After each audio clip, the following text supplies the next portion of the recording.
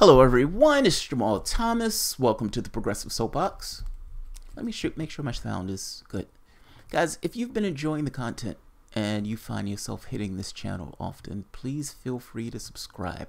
We are moving up and the number of people who've been subscribing, that's absolutely awesome.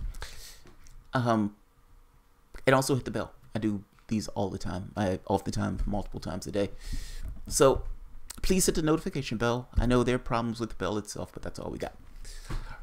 Also, big shout out to Richard Wolf. Big shout out to the crowd that was there with me live doing the Richard Wolf thing. I've been geeking out over that like nobody's business. And I've been telling my wife, like, Richard Wolf said this, Richard Wolf said this. I am a fanboy. You're not going to see me be a fanboy much. I'm a fanboy. So I'm not even a Marxist. And I don't think it really matters. It ultimately, I find it more right to take away certain things from things that are around you that you find that to be true without necessarily having to take on the ideology of the whole. I don't like this thing of binding yourself to this ideology. The world is somewhat flexible. It doesn't necessarily always abide by your ideological beliefs. That being said, how to process the world, in some respects, I was helped greatly by Professor Richard Wolf. So there's a few, like I said, him, Jack Fresco, James Baldwin. Yeah, there's been a few. There's been a few. So the thing I want to talk about today, I want to have a 420. I haven't had 420 in a while. And I enjoy doing these. Today was an awesome day. I thing with Richard Wolf, dinner with my wife. And there are a slate of videos that I really want to do, that I want to get to, but I want to do this because I want to have some fun. And it's my channel. So I want to have some fun and I want to geek out. Let's talk about Star Trek. Kind of. The Blaze one, if you got one, shows is there for you to kind of step away from your typical mind space. To essentially say, I have certain ideas and preconceptions of the way the world is, and I'm going to let those go, and I'm going to fully ensconce myself into what's being said. The Blaze one, if you got one, started in kind of a funny way, but that's kind of besides the point. The shows are there for people to get out of their typical mind space. And sometimes blazing one, if you got one, is one of the best ways to kind of step out of who you are. At least for short term. At least for small term. You know, avoid this knee-jerk reaction of this is bullshit, nonsense, etc., and exist in a space. Don't get me wrong, you're always going to go back to your baseline, but at the very least, exist out of that space for a moment. I want to talk about this thing of perspective, this quirk of perspective, this oddity of perspective. You can have, if I say words like truth, judgment, justice. Oh, justice. I love that one. Like, it gives you this thing in your head on what this is. Not just this thing in your head. It almost feels solid. It almost feels like you can put your hands on it. Of what those things mean and what those things are. And yeah, from person to person to person to person to person, those things were drastically different. They were different drastically. Sometimes drastically, sometimes they're in alignment. But it's this weird quirk that the world is not necessarily solid. Like, you have the nuts and bolts of things, but you also have this thing of this kind of perspectives just kind of bouncing and battling in some sort of space that we can't necessarily put our hands on, but yet feels solid, it feels real. I want to step into this from the standpoint of the mundane and the standpoint of the fucking epic. The fucking epic being Star Trek, the mundane being my own self. Shit. I've said before, challenging medical history and everything else. So when I am abroad, I was in Egypt, and I was making the trip from Egypt to Israel. Yeah, to Jordan. Yeah, to Jordan. So I looked up online to figure out how to go from point A to point B. And the thing online said, go to the spot. And when you get to the spot, there'll be a bunch of Arab guys just standing out there, and ask one of them to take you to wherever you need to go. Now, this is shady beyond means. This is extremely shady. And I look at this information, I said, okay, fair enough. And I did it, and it worked. It went just fine. I met the cab driver, who was one of the nicest guys on the planet. It worked out. Now, that being said, if you're back home, at this point, I'm not necessarily in the best of health. I've gone for a while, didn't have treatment in a very long time. And if you're back home, if you're my doctor, What do you say if you're my doctor? If somebody gave you the honest to God truth, what was taking place during the travel, and they give you a contextual view of it, what do you say if you're my nurse? What if you say you're my mom? What if you say you're your grandmother? What if you say if you're just a random guy on the street?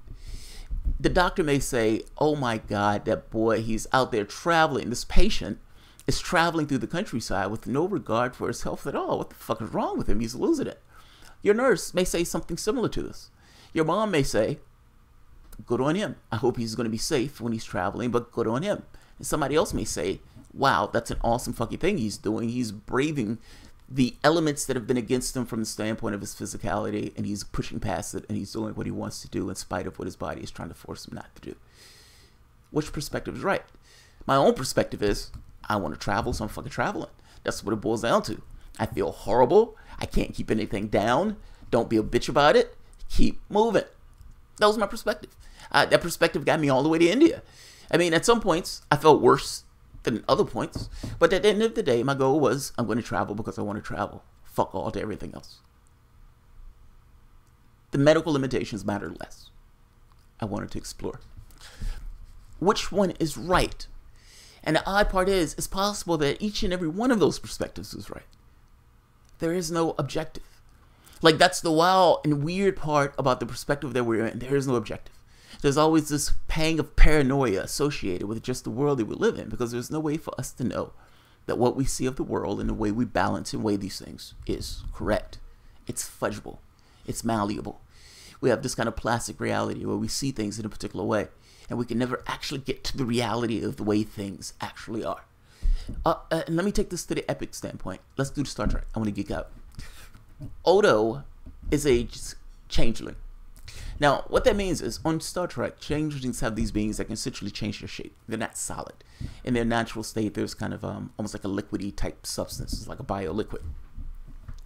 Odo thought he was the only one of his kind. He was a petri dish for a while, meaning people, they were doing lab experiments and everything else. But he thought he was the only one of his kind. He grew up around human beings. He thinks like a solid. His mindset is that of a solid, even though he has these capabilities, but he doesn't know anybody else. So it's not like I'm being taught by somebody who's similar to me. I'm not raised by somebody similar to me. No, he grew up around human beings. His mannerisms, his habits, the things that he does. He comes in contact with his own race, the founders. And they are in charge of this group called the Dominion. And from the standpoint of the Dominion, the founders are gods. The founders are gods. Odo is looked at as a god by the Dominion and people within the Dominion. Wei-Yung is... The founders essentially built their own people. They built their own solids. And they did this because they needed to protect themselves. Solids were essentially running roughshod over them. They wanted to protect themselves. They built their own solids. And they built in certain weaknesses, even though they made these things fucking strong, in order to keep them compliant and to look at them as being superior. Gods. You have one race that were the warriors that had these things in them requiring them to get some kind of food and sustenance that is only made by the founders themselves. And if they don't get it, they'll die this horrible, agonizing death. Think of it like the capitalistic system where you don't have the resources if you don't necessarily do what some plantation owner is telling you to do. This agonizing death out in the cold. But in this case, yeah, they'll die these agonizing deaths. The other groups, the Wei-Yungs. The Wei-Yungs were like the managers. That's essentially what they were like, the managers. And the Wei-Yungs would handle the giving these things out and everything else. Now, the founders made the Wei-Yungs to be these kind of very specific to what they're doing. And biologically, putting into them this understanding that founders are gods. If you ever had the conversation with one of them, and somebody did in Star Trek, and they asked him, it's like, why do you think these things are gods? Certainly you know they're not gods. And he says, I don't understand what you're talking about. He says, but they made you to think that they're gods. And he says, well, what else would a god do? Love that. Like that's this understanding of, yeah, that's a god. And it's like, but they built you to think that they're gods. Yeah. Why would a god build somebody to not think they're gods? They're gods. That's what the gods would do. And everything else is put through the framework and the lens and the filter of they're gods. So here's the understanding of the world. It's fucking amazing. Even the soldiers, for the most part, built into them. They would never do anything to hurt a founder at all. Wouldn't even occur to them. their minds are blocked off in this way. It's fucking fascinating. The Dominion, or the founders, this group of Dominion, they've essentially conquered their part of the galaxy, and they started to try to conquer the Alpha Quadrant, meaning the quadrant of Star Trek. In a war, there started to be a Dominion war. This is a lot of wood to chop, but I had to explain the circumstances that are taking place. Odo finds that they're more like him. They end up in a war with that group, with Odo being on the side of the Federation, and of course the founders being on the side of the Dominion, since they essentially run the Dominion. There was a defector. One of the Wayuns, I think it was Wayun 5 or 6, they called defective. And he wanted this war to end. And he contacts Deep Space Nine, and they don't know who it is, but when Odo gets there in a runabout, he finds it's a Wayun. And Odo is shocked by this. Now, Odo is a bit of an asshole. When Odo got older and everything else in alternate reality, Odo was fucking amazing. But Odo is a bit of a prick. He's been a prison guard for God knows how long, and that's what he knows. That's the persona that he's taken on. So when he meets this Wayun, he treats him as a prisoner. This is a prisoner. I am a Federation officer, Odo, and I am taking this prisoner back to Deep Space Nine. That's what I'm here to do. That's what I'm doing. That's the reality. That's my perspective of the world, of what's taking place. The person, Wayun, is in reverence. I'm sitting here with a god. That's the way he thought about it the entire time. I'm sitting here with a god. Whatever my god wants, I'll do. I am in the presence of God.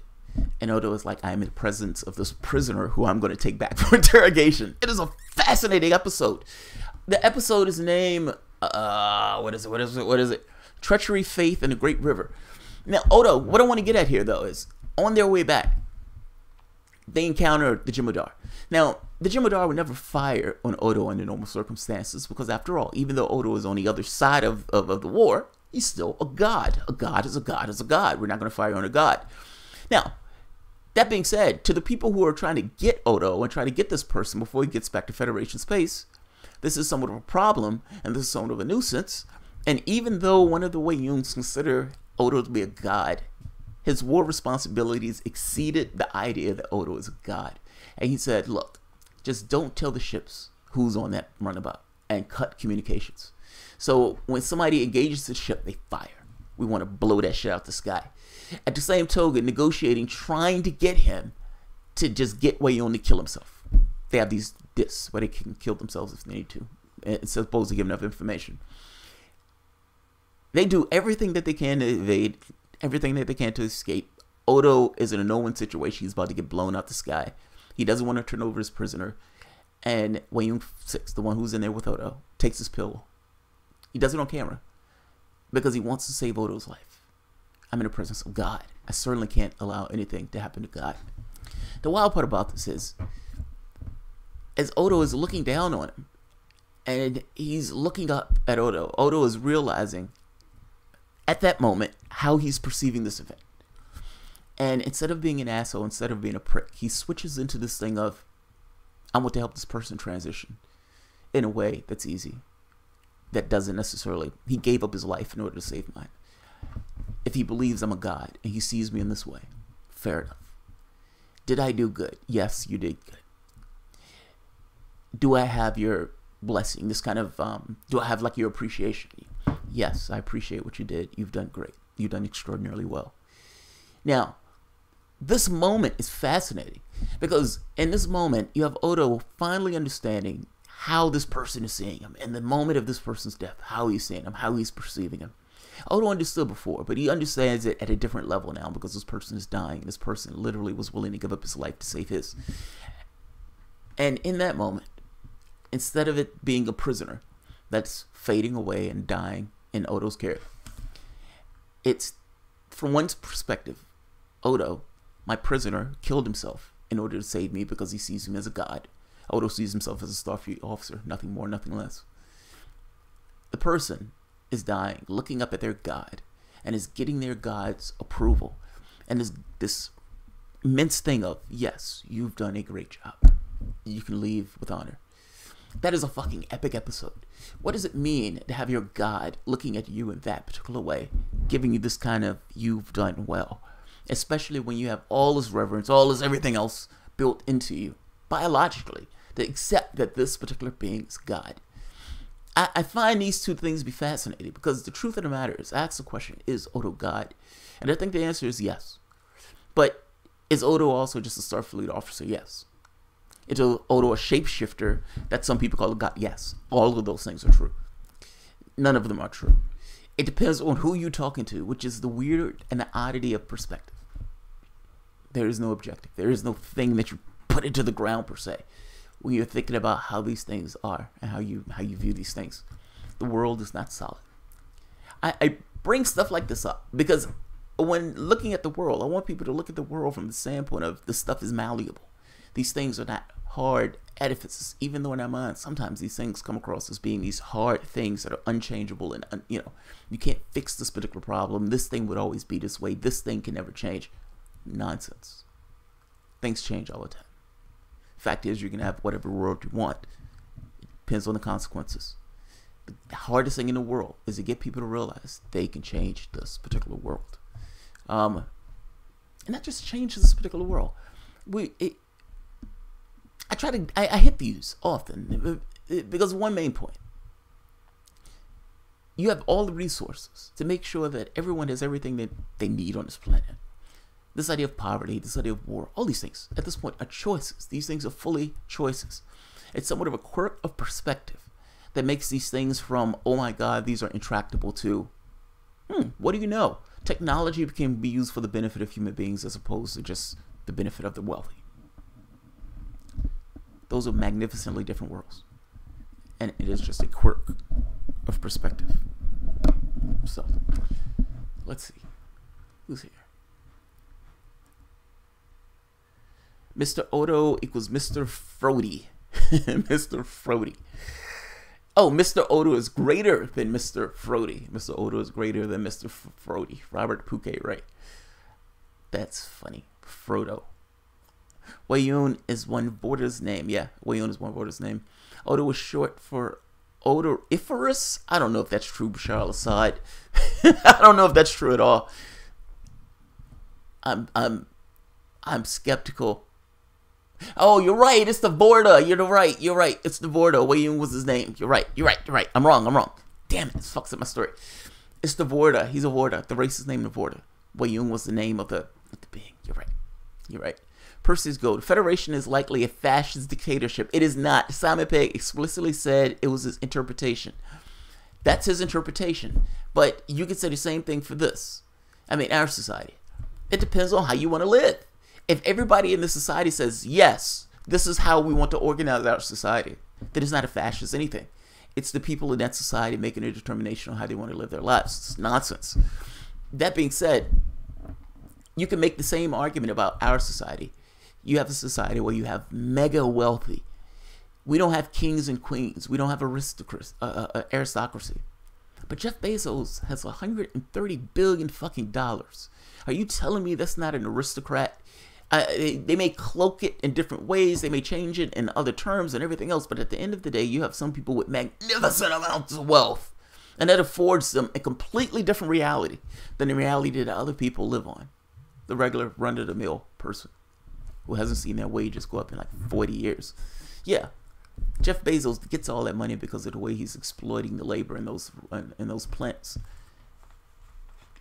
Paying people $15 an hour doesn't allow Jeff Bezos to get his $130 billion. If you pay people a decent wage, maybe you can live off of $80 billion. There's nothing that a human being is doing that worth that much. So, yeah. There's that. But I guess my point is, you can say the same thing about our societies. I mean, what? 5% of the world's population, 25% in prison, with this weird way of giving wealth completely to one side of the demographic, 1% of the population. That's fucking insane. What is Star Trek? Look at us and think about that. Do you realize when Picard was asked about what we were as a society, he was almost ashamed of this question. They were condemning him for the failures of humanity and this kind of lust and capitalistic fervor. We have enough wealth on this planet to get rid of poverty 7 times over. But we don't do that. We don't make that choice. Human suffering is not good enough of a reason to do something, and some people want to keep their ends. That's fucking insanity. I'm sorry. We have a hellscape of a society. The idea that we're calling Star Trek a fascist society is fucking ridiculous. It's insane. People choose how they want to live. If they get to the point of saying, we're sick of treating animals in a particular way, that's a good thing. If they, the majority, decide that, there's no issue. There's no complication. This is what the majority decides. If the majority decides we want to do something about our environment and we want to have a more sustainable world, I mean, the point I'm making to you, if the society decides to grow the fuck up, then that's a good thing. It's not a fascist anything. This stuff is choice. You have a rational society. That's the difference. And as a rational society, they look at certain things that they don't. There's certain things they wouldn't do because it wouldn't occur to them to do. Meaning the limits, the things that they have are the contours of their world is different than ours. It's much more pleasant. It's less hellish. People are adults. They understand that whatever model they have to live into, it has to be within a sustainable world, sustainable environment. And more important, there's trust. They're honest. Like, they've arranged themselves in a way to try to get rid of deceit and corruption and those type of things in their society. They have a much better society. The question is, how do you get to that society? We're too stupid in our thing of this is communist, this is capitalist, this is so-and-so, as opposed to just doing what fucking works for whatever problem that's presented to us. That's why I don't like ideologies. Starfleet Force relocated Native Americans. Yes, they did. Yes, they did. Mind you, there were reasons. I guess you can say there are always reasons. But yeah, they did. Those Native Americans were going to be killed by Cardassians. Just saying. Laurie Glenny, the Prime Directive. I think the Prime Directive is awesome. But when I'm saying stay out of those countries, part of that is we don't help. Our goal is not to help. And this kind of goes back to the other point of trust. You must understand, the Star Trek world is one where corruption and so forth have been bled out. I mean, you can say that there are two thoughts of Star Trek. You can say that this is a person who loves the institution. Let's say if you were brought up by a Starfleet officer, and it being brought up by the Starfleet officer, you looked at what your dad did, and you looked at what Starfleet did, and you thought, man, these people are noble, these people are great. And you sat down and you wrote Star Trek. That's one version. This version of, I'm looking at this through rose-colored glasses, looking at the best of these human beings and the best of these people in these situations. You can also say that person is a fucking idiot, that person is extraordinarily naive, and the truth is that human beings behave a particular way, even in the best of times. I don't know. The only interpretation of this that we have is that kind of rose-colored glasses version of the story. I tend to buy into the rose-colored glasses version. Yes, I'm a fanboy, so that's one part.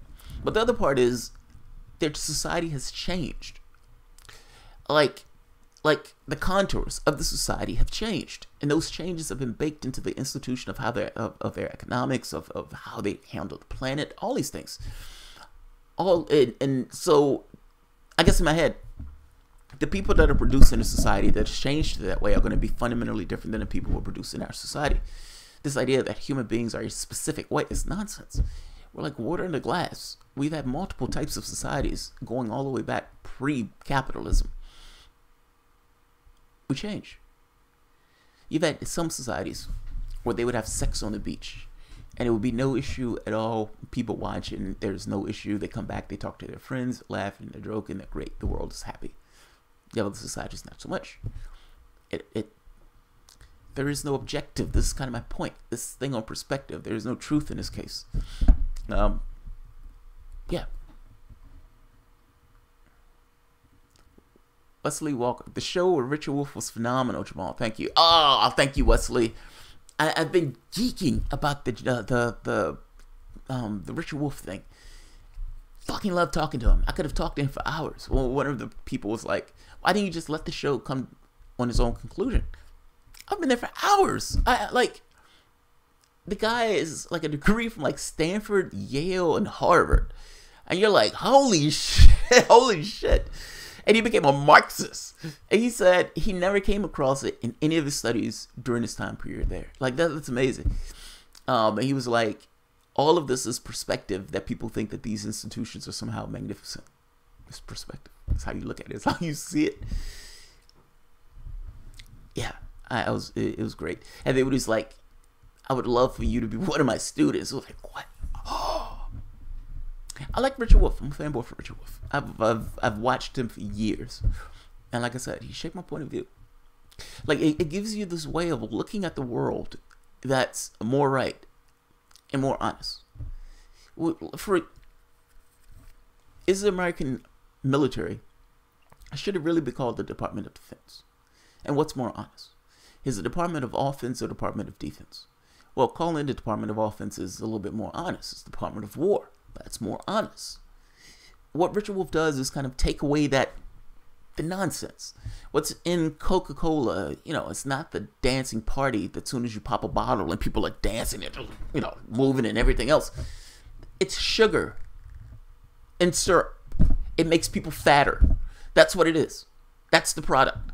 It's not honest advertising. They do whatever they need to do to get you to buy that particular container. I'm just making a point that there is a difference between the image itself versus the reality of it.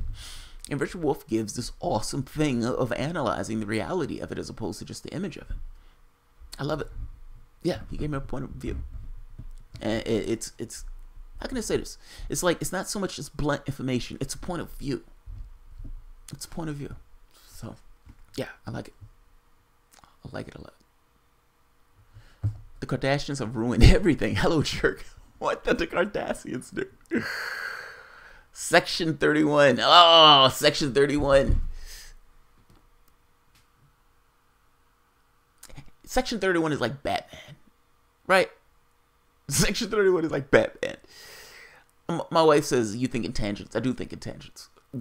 But the tangents are usually on point. Sometimes. Most of the time. 75%. If I had to give a number to it. Batman has made the decision that he needs to go through the night and beat the shit out of bad guys. Just hawking with all of his money as his, his superpower, his money. And go trudging through the night and punching people in the face. That's what he thought was right. He thought the cops weren't doing their jobs and that you needed to have this other aspect that needed to be added to society, that could go outside the bounds of society to do what was necessary. Essentially, justice is what Batman perceived to be justice. And he himself and all of his money decides to go out and beat the shit out of human beings. Now, he could have used that money in a different way. Instead of paying all those millions for those suits and everything else, he could pay more taxes. He could have tried to get his other plutocrats to pay more taxes and push for more plans like Medicare for all and everything else to kind of help people. He could have used that for his money, but he decided to go the other route and beat the shit out of a bunch of poor people who probably didn't have the ends anyway. He thought that was justice. He thought that this was the thing that he needed to do, to go outside the law, because otherwise you can never get anything accomplished with the rules in place. Now, those rules are in place for reasons. Those rules are in place to prevent maniacs and psychotics from doing bad things to regular people who are just trying to live their lives. But these rules prevented, good guys, apparently, from doing what they needed to do. Section 31 is kind of similar. Section 31 was created in this thing of, yes, you can have love and light for some, but not for everyone. There's some people that needs to take on the burden of doing the bad things because there are bad people in the universe. Despite having this good, friendly attitude of Starfleet officer, there are other people who do bad things. There's this argument that Cisco is having, because Cisco is on Deep Space Nine. He's on the front lines, and Cisco kind of makes this point. Those people at Star Trek has their head in their ass. That this out here on the front lines is not rosy. It's not love and light. They're bad people out here, and he's like fired up about this. He was like, they don't get it. They don't see it. They're sitting on Earth, and Earth has become almost a utopia.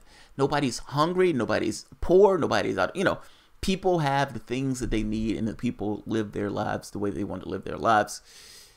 And they don't see how bad it is out here. They don't get it. And Cisco has done some shady shit himself in pursuit of this kind of same idea. The point is, do you need something else? Is it possible that being love and light is not the way to go about your affairs? Because there are always going to be bad people out there who are willing to do bad things that's going to fuck up your idea of love and light. I actually agree with this. Yes, I'm a lefty. By the same token,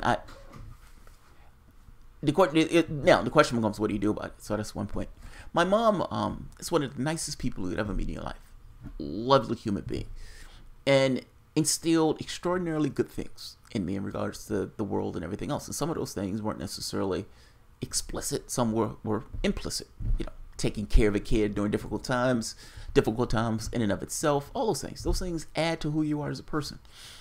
I think she has difficulty believing that someone would invade a country and kill 1 million people. And I try to get her to step into the mindset of somebody who would do something like that, or somebody who would torture another human being like Bloody Gina. And the other people who are so callous, who will let that woman slide through to get to try to some kind of nomination to the post of CIA director. I try to get into her head and say, what is the character and content of the brain of the person who says that this is okay? What is the content of the person who will brutalize Ray McGovern because he's standing up saying, oh my God, this person was a torturer. If she goes in Europe, she can be prosecuted by the International Criminal Court. What's the mindset? I understand you're love and light, but those people exist. And you have to deal with people on the level to which that person exists to some degree. The Star Trek and the Federation may have a certain ideology of love and light and everything else, but certainly it understands that it's going to find people who don't have that ideology. There's a reason why psychopaths rise to the top. They're willing to do whatever, and they don't have a worldview that I think most people have. This kind of fairness and good-natured and everything else. Hypocrisy is somewhat of a bad thing. They don't have those values. Those values don't necessarily exist. They use those values as talking points purely to get from point A to point B. All of this really just boils down to cause and effect. What do you want to do? What tools do you have that you're supposed to do it? And you do it. That's politics. Everything else is the patina that you put on top of it. This kind of theater. But ultimately, you're just doing what you want to do, and you're using whatever law resource at your disposal to get those things done.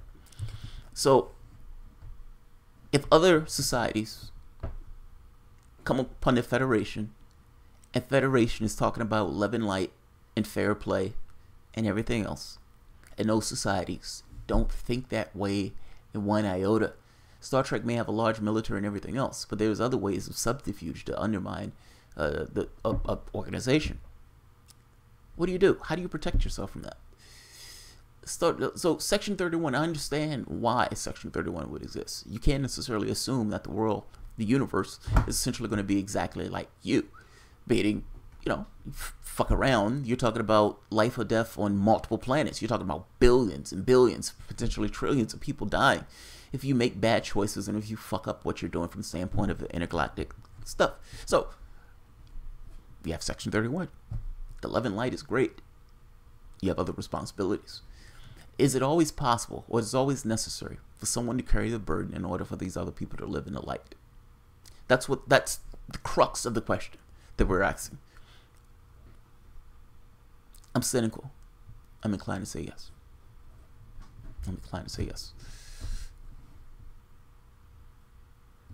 Hello, Jerk Jamal. Seems like a generous tipper. Skip Rock. The highest ground win. No higher ground than space. Well, Skip, that's kind of what I'm getting at, right? Wins. What does it mean to win? This is the perspective thing. Are we in this game? Is it a game? Is it something that we're trying to accomplish? What are we trying to accomplish? I guess that's what I'm getting at from the standpoint of win. I feel you. Star Trek was just a military base in outer space. Tamal Chamas. Oh, that's hilarious. It was not a military base in outer space. Star Trek was not a military organization. It's one of exploration. Titus Aurelius. The Cardassians were honest too. The Cardassians were honest my ass. The Cardassians would do whatever they needed to do by hook or by crook to get whatever they needed to get. I mean, you had this proud race that was brought to their knees and became this kind of vassal state of the Dominion. honest. They were anything but. Perseus go win definitive resolution. Is it a game? Like this is kind of my point. This thing in perspective, the game itself is purely contrived. It doesn't exist. The game exists only if people give it energy to exist, per se. But it's just weird. I know what you mean. I know what you mean. It's the game of civilization of sorts. How do you get dominion over certain resources and everything else? Nothing else matters other than dominion over the other thing and making sure your territory and everything else is sustained. You matter more than everything else. Tribalistic aspect. How do we ensure that we go on for fucking ever? By hook or by crook. There is no such thing as morality. There is no such thing as up and down. The only thing is action and consequence, and you do whatever you need to do to accomplish your objectives. Yeah, those people exist. Those people are maniacs. Those people are fucking maniacs. Because whatever I say about the whole thing of there's no such thing as morality, that is true. I mean, ultimately, morality is determined by the person. If you have one person on the planet and that person was born without that faculty, then morality doesn't exist. But there is this thing of cause and effect. And what is the effect that you have in the world? And what is the effect that you want to have in the world? And when I make these arguments, I make these arguments from the standpoint of, do I want other people to hurt? No. That's a choice of mine. So, do I want to take action in the world to make sure that that doesn't happen? Yes. It's choice. It's just choice.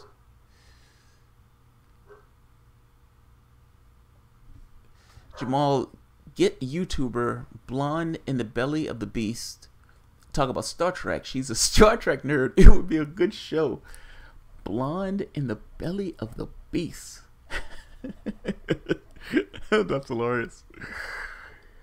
The belly of the beast. I'll check her out. Titus Aurelius. Star Trek equals science and exploration with phasers and photon torpedoes. Yes. Yes. I'm not apologizing for their phaser and torpedoes. Stupidity is not allowed. And I'm not talking about you. I'm talking about from the standpoint of Star Trek. Like, you're in a hostile environment. Like, yeah, you're out there for science and exploration. It doesn't necessarily mean that somebody else is.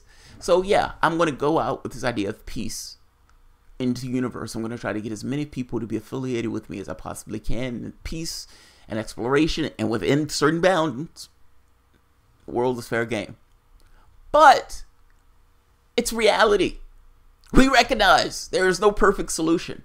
And so, yeah, while we're peaceniks, while we're out here for science and exploration, and we have our tricorders, we understand that there are some hostile, fucked up species out here. And we need to protect what's ours. I'll do one better for you. Let's go to reality for a moment. Jeremy Corbyn. Jeremy Corbyn, it was said, wanted to give up the nuclear program in Britain. That is a horrible idea. Now, I am a lefty's lefty. I'm further to the left than most. And I think that is a horrible, horrible, horrible idea. And his labor members need to talk him out of it. It's one thing being a lefty, that's great. That's too far. That's too far. That impinges on the security of your country. Look, one of the things that you learn in chess, in Civilization, and some of these other games, other people have different views of the world. They're not love and light. It's not like you and Bob and a tiff at your job. This is international politics with people who are cutthroat and people who are willing to do pretty heinous things in order to accomplish their objectives. This is not pitter-patter. Fairness, honesty. The reason why politicians are hypocrites is because what they're saying doesn't really matter. Their goal is to get whatever they need to get and to accomplish their objectives. Whatever they say is just means to an end. Hypocrisy is allowed because they don't necessarily care. I am trying to get from point A to point B. I say whatever I need to say to get from point A to point B. I create an argument just for the sake of an argument, just to say that there's an argument here.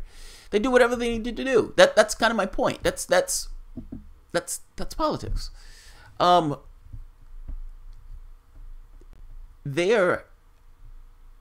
It's too far. You can't take the situation and put Britain in a situation where Britain can't fully defend itself.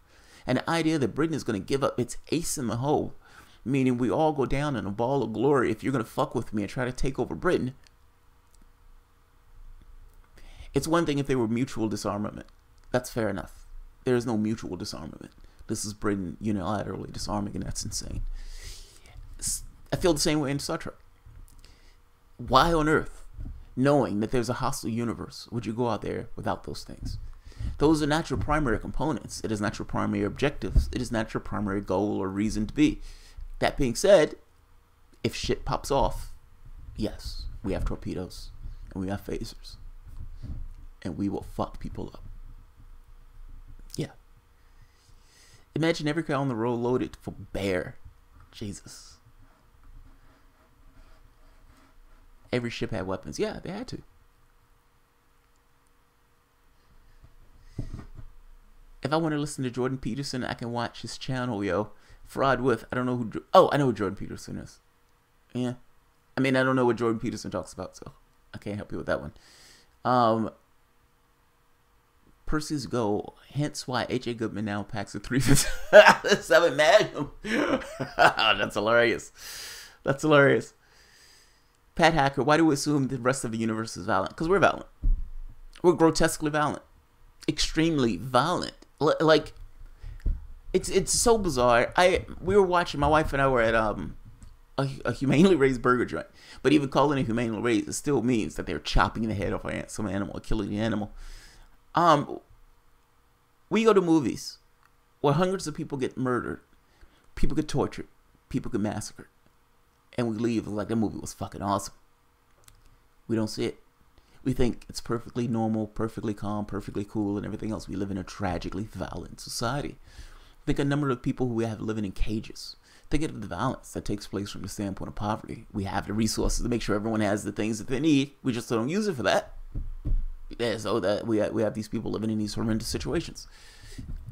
We assume that the universe is a particular way because we're that way. That's the only reason. That's the only reason. So yeah. In an insane world, you think the sane have the advantages. No, the sane, it depends on how you look at advantages. I mean, you find that psychopaths have a better chance of getting to the top because they say and do whatever they need to do. They don't have this filter on the world, this kind of morality, or this kind of lens on the world of fairness. It doesn't really count for them.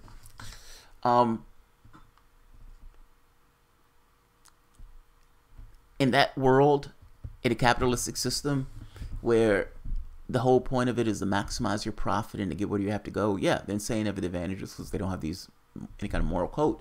They do whatever they need to do to get to wherever they have to go. You have other people who have qualms about doing certain things in those positions. And yet, they do have a weird... Yeah, I'm going to say yes, because the research shows that people who are morally flexible tend to rise to the top. Look at your political establishment. I mean, for the people who are rising to the top, look at your political establishment. I mean, if you're asking, do insane people have advantages? What are your laws? They just gave a tax cut to putting trillions on the backs of Americans. I mean, come on. Having no conscience helps. Yeah, it does. It really does. Helps with sleep a lot. Yeah, Robert Bouquet read it's amazingly. Helps people sleep amazingly well. Daryl Levy. Hillary is one of those maniacs, and so is a whole establishment. Skip Rock. It's the boomers. They're all they're all narcissists. The boomers are all narcissists. We came. We saw. He died. That was rough, man. I mean, man, he got sodomized with a machete, and her response is vicious. If psychopaths were the best adaptation, it would be the majority, but they are in a tiny minority. William Brooks. That's interesting. Yeah. Yeah, and there has been changes in the society itself. That's a good point. I guess their point at... Well, no. It's a good point, but I understand what you're saying. But we may be talking about two different things. this idea of psychopaths rising to the top in the system that we have. That was kind of his point. And the answer is, yeah, psychopaths rise to the top. Obama sat there and drone struck thousands. In a 5-month study, 90% of those people were civilians. They didn't hit the intended target. He was literally just murdering other human beings at that point. Now, they coat this stuff in choices and decisions and everything else, but at the end of the day, the person was making decisions that was getting thousands of innocent civilians murdered. The law didn't matter. None of those things mattered. There were things that he wanted to accomplish. He got in that office. He did those things. He didn't necessarily care about the fallout. But all of them do it. If you're asking, is this a advantageous trait in the system that we have? Yes. If you're asking, is this something that is as prosper from the standpoint of the number of people? It's kind of different. I mean, I don't think you get that in everybody. I don't think it's a dominant number of people that are maniacs. But do they rise to the top? I think it's unequivocal. Yes. And in fact, not even just that. The higher up you get, the more of a maniac and the more detached that you get from the people who are at the bottom. Your reality is fundamentally different than the people who are towards the bottom or for the 90%. That's the other part. I mean, and the system itself, to some degree, creates these maniacs. These people are maniacs just because they're maniacs. You have some psychopaths that are just psychopaths. But the system itself arranges itself in a way where once it creates this disparity between us and them, them have a certain different perspective of the world that we don't see. And they don't necessarily see the realities of everybody else. So the empathy is kind of difficult to kind of dredge out when they don't necessarily see the realities of their decisions. I think that's what it is. I don't think when Obama is murdering all those civilians, Mr. President, we find out that you've killed a lot of people. Okay. And he goes have tea or coffee or whatever he's going to have in a crumpet or something. It doesn't dig in. It's not the same thing as if he was standing there, he's watching the fields of dead that he himself caused by his drones. Same thing with Trump. When McCain was tortured, McCain came back and he hated torture because he himself experienced torture. When you ask other countries around the world about the bombing deaths and everything else, they tend to be more receptive to this thing of, let's not bomb other countries, whereas the United States, not so much. We haven't been bombed. Many of those countries in Europe have been. They're less likely to get involved in stuff like that because it bites in them a little bit more from the standpoint of society. Dick Cheney, he's okay with gays because his daughter was gay. The experience gives a different interpretation, a different perspective of what's taking place from the standpoint of reality. And it gives these people a different view, a different version, a different type of reality than they would typically see in their bubble. Yeah, I think experience is the best teacher on this stuff. It's just people don't necessarily have those other experiences. Or they've been so far removed from the other experience, they're in a different world. In a different world. Alright guys, I'm going to end this. This is going way, way long. We're talking about Star Trek though, and I'm a sucker for Star Trek talk. Let's see if there's anything else. Wesley Walker, Robert Bouquet Ray, Rob Illinois. Oh, Rob was in the other one. Guys, I want to thank you very much. You guys to help make the show. And by the way, when I say help make the show, I mean it in two fronts. The people who show up, who talk, who like the videos, share the videos and everything else, fucking amazing. People send me content all the time. You guys, I appreciate it like nobody's business. The people who help with Super Chat, who helps with Patreon, who helps through PayPal, all that. Again, phenomenal help. Thank you very much. You guys really make the show. I don't say that in this kind of perfunctory way. I say that in real terms. I get stuff like tweets from people all the time, and those tweets oftentimes are like, that's an awesome show, that's an awesome idea, let's do that. And I think that happens because this show is just me. That's all it is. It's hard to show a deviation between the show versus me, meaning, you know, if you see me talk to my wife, I'm just like I am now, to her chagrin. I would wager that for me doing this show for a while, and for the people who've seen this show for a while, I would imagine they get some of my own ticks, my own fuck-ups, my own foibles, the things that I don't necessarily do well and the things I do better. And they get to see some degree of a person as a person goes about his affairs in the show. There are times where I probably pissed off more than I probably should have been, and other times not so much. A person is what it is. Now, and I say that to say, when people see those things, they're if they jive with what they're seeing on the channel, oftentimes it goes both ways. It's this thing of I like your channel and I'm interested in this, and maybe there's some synonym or there's something that's creating, you know, this thing of this kind of parallel thing of, in the same way that you're interested in this, I may be interested in what you're interested in which case there's this nice crossover of, oh, I love that information, I love that, I'm going to do that show, that's amazing. That's kind of what I mean. I know I say it a lot, but it is true, and I say it because in this case it's true. I guess I appreciate it. I'm shocked as shit that I'm doing this. A, I'm shocked as shit I had the opportunity to do this. B, and so I do want to say thank you for the opportunity. Thank you very much. Great talk on Star Trek. Those are always great. I have no expectation on a lot of views on this video, but I do get the chance to talk to my audience, and I do love talking about Star Trek. I can do a Star Trek show every day and twice on Sundays. So thank you very much. The next show I'm going to do is going to be politics, of course. Getting back to that. This is like 1% of my shows or 2% of my shows, so if you don't like them, just don't watch. So I will end it here. All right, guys. If you enjoy the content, please feel free to share, like, subscribe, and of course, you can always support the Patreon. Thanks, guys.